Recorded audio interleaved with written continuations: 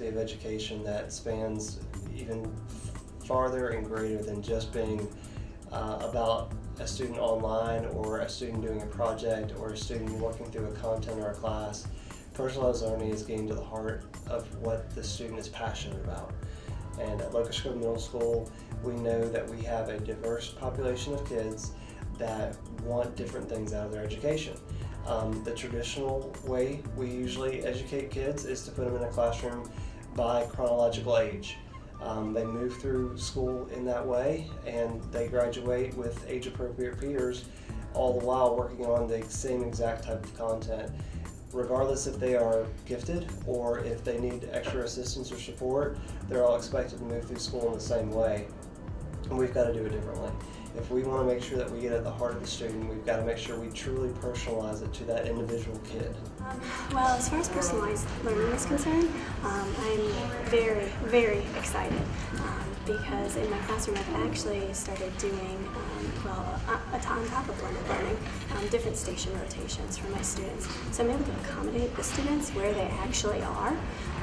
With that being said, I will of course evaluate and see where they are, but I'm able to accommodate my gifted students, my low students, my average students, and one of the things I love that Locust Grove Middle School is doing is allowing us to tap into students' interests. With clubs. Right now my students are focused on National History Day. These are students from across the grade band, students that I don't even teach, who I'm able to work with to reach that more personalized level. I have students doing master's level coursework right now for their projects. So I'm very excited to continue that work and improve on it as we move forward. Awesome.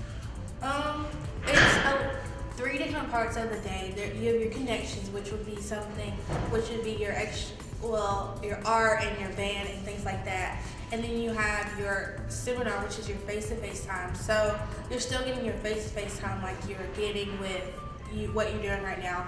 And then you're getting your Edgenuity time, which is your lab time, and that's when you work on Edgenuity.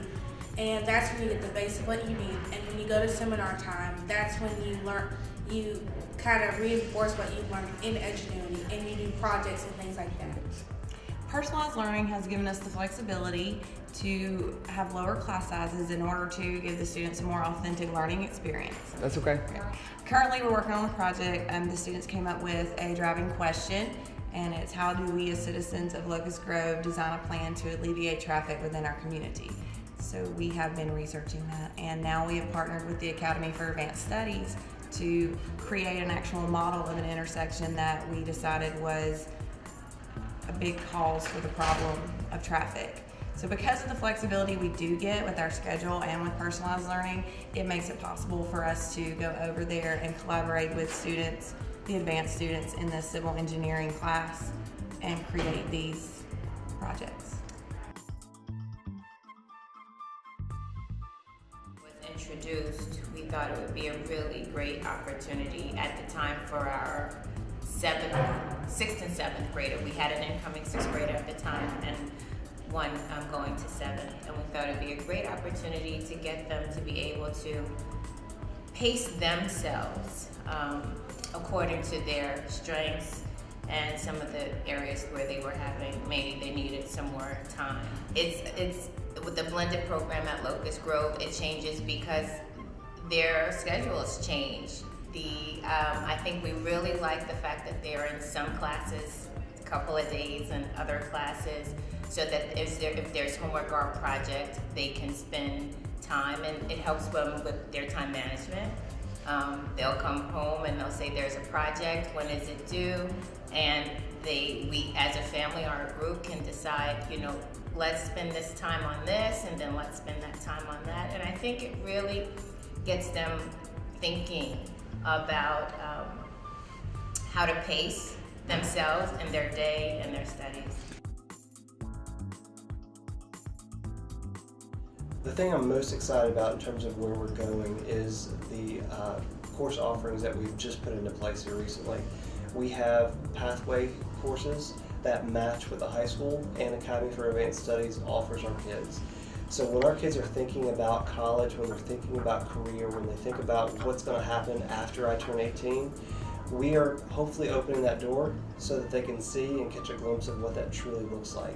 So our pathway courses offers that. Not only do they get a view of what the future could look like in terms of different occupations or where they want to go to college, but we're really trying to tap into their passions and having them show mastery of content through those passions. So for example, we've offered different project opportunities for our kids. Right now we have one 8th grade group that's working through a project that's solely based on if you're an art student, you're passionate about art, the students took a selfie. They took that selfie, they blew the selfie up using graphing and math standards. They transposed the selfie using light refraction from science. They created a paint by numbers and talked about shadowing effects and 3D effects from art, and then they wrote about it after the fact. So we took a group of students that were passionate about art. We let them satisfy standards in language arts, math, and science, as well as their art class. So they were able to show what they know through doing all those things in that one project. We've not seen a change in the relationship between students and teachers since the school year has started. I think that the teachers are making a really conscious effort to make sure that they're available for their students and that they're able to answer questions. And I really encourage my children, if there's something you don't understand, you have a teacher that you can go to, and the teachers have been very responsive. I get more one-on-one time, so if there's something that I specifically need, the teacher has time to get to me and reinforce or do something that can help me get better at that, instead of having to teach us how everything, and if one person doesn't get it, she moves on, and different things like that. First day of school next year is going to be an opportunity for us to really start mastering our units for the kids. We are working feverishly right now to produce units that offer choice and voice for our students, so that when they come to us and they see the standards laid out before them, they can tell us, okay, I want to learn this through online instruction, or I want to learn this through a project, or I want to learn this through in-class instruction. It's a choice for the kids. If we're going to truly personalize and we're going to truly make this about the kid, we've got to produce those options for the kids. So first day of school next year, and we've already started now.